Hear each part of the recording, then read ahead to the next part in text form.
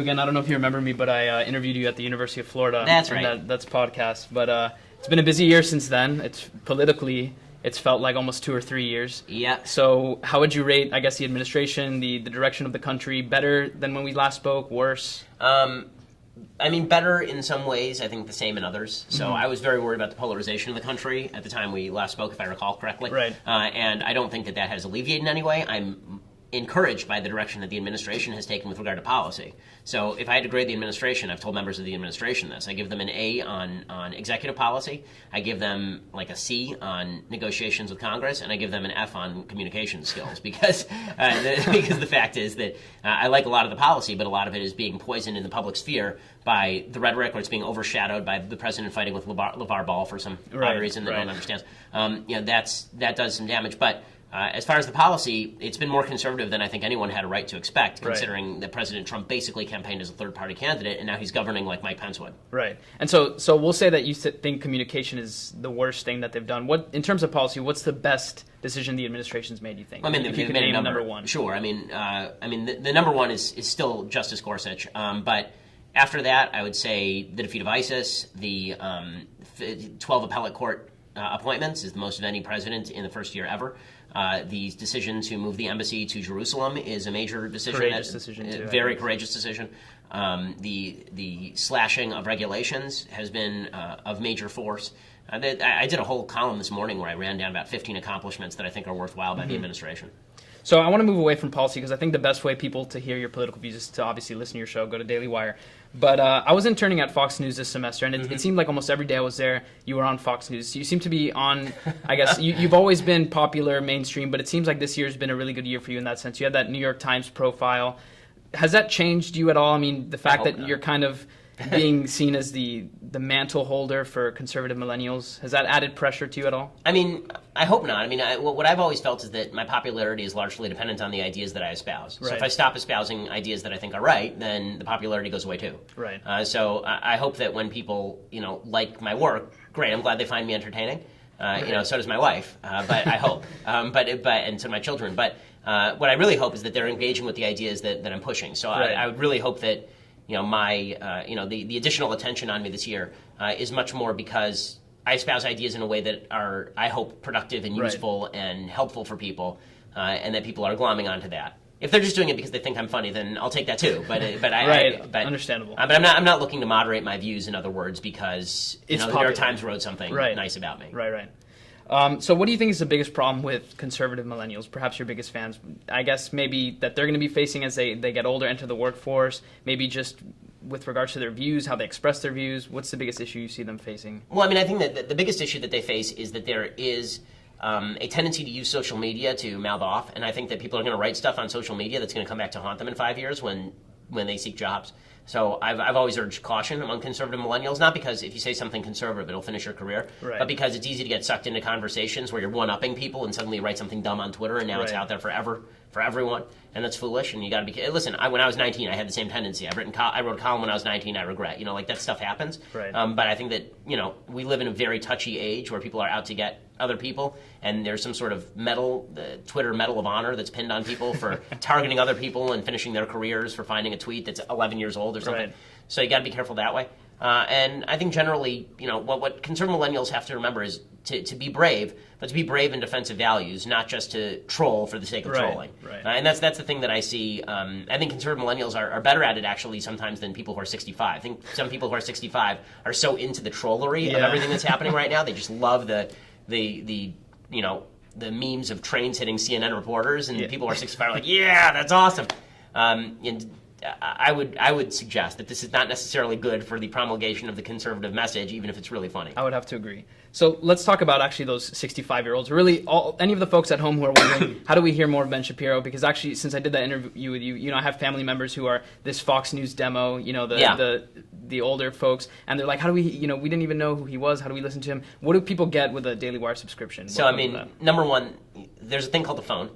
For the older demographic, for people who are above 60, there's a thing called the phone, and it doesn't even connect to the wall anymore, and it doesn't have a rotary. It's really cool. And not only that, it's even better than your radio, because you can tune into anything that is a podcast. A podcast is basically just a show that you listen to on demand. So you know this. Yes. But I'm explaining this in small words. So they'll find this helpful. So it's if you have an iPhone, there's a little icon. On the icon, it's a purple icon. It has an eye, and then above it are a bunch of waves. That is your podcast app. Open that up and then search for my name. Then you can get the podcast they search every Ben day. Shapiro and they'll find you. Exactly. And I'm not doing this just to demean older people because no, it's true. But I've literally had you to explain it like physically that, program for hundreds of older people my show into their phone. No, I don't think they'll find it insulting at all. So here's another question for someone who's out there who thinks they want to be the next Ben Shapiro or they want to follow on your career paths. What advice would you give? Do's, don'ts. So read. Okay. Like just read a lot. That'd be number one. Number two, you do have to work for free. So you're not going to get paid when you first start. Also, opinions are of little value at the beginning. News breaking is of value. So if you're on a college campus, you're actually in prime news gathering territory. None of the mainstream outlets are going to be covering what's going on your campus. Mm-hmm. That means that you're a reporter at your campus. As Breitbart used to say, you've got a phone, you're now a journalist, right? It's got a camera on it. So if you have material, get it to places like Fox News or Daily Wire. We'll put it up there and we'll push it out there. And then you gain credibility for being somebody who can report on things.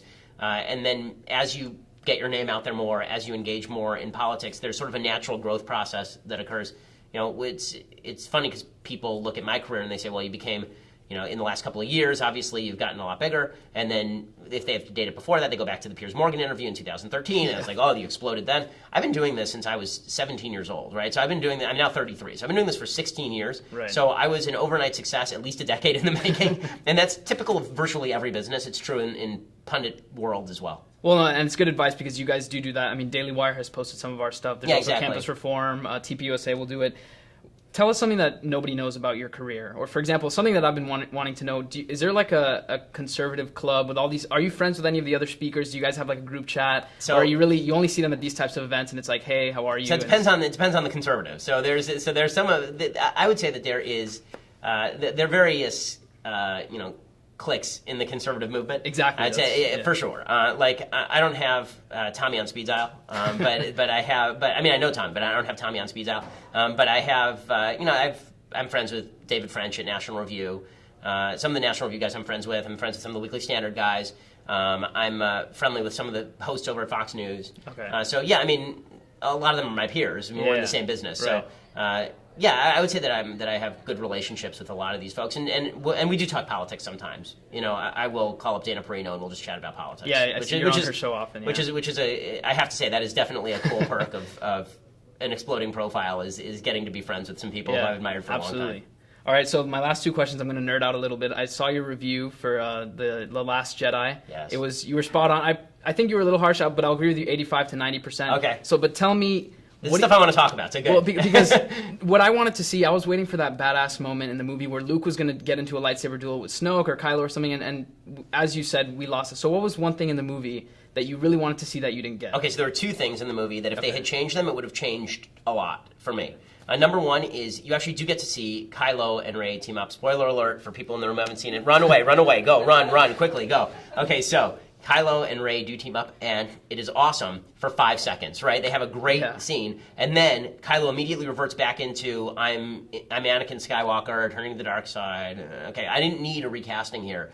It could have been so interesting if she had said sure, he had stopped the attacks on the transport, and then suddenly Rey and Kylo are ruling the universe together, but he's drawn toward the dark side and she's drawn toward the dark side too, and they have to figure out exactly how they're going to negotiate this. And meanwhile, Luke and Leia are still alive, and they're out there trying to figure out, is this going to go well for us or is this going to go badly for us, right? It could have been such a different dynamic and taken it away from, we're just going to remake Empire and then we're going to remake Return of the Jedi.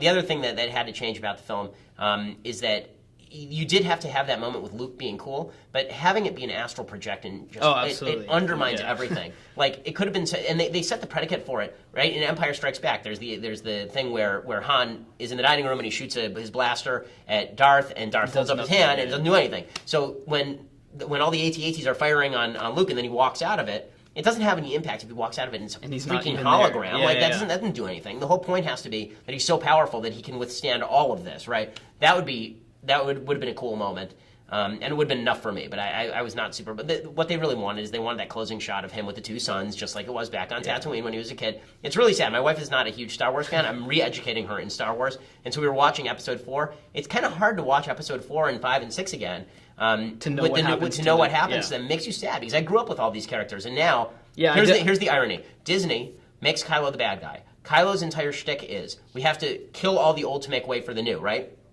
Kylo is Disney. They are killing all the old things to make way for the new things, and they're killing them in the dumbest possible ways. Why would you get rid of Han, make him like a loser single dad who's divorced?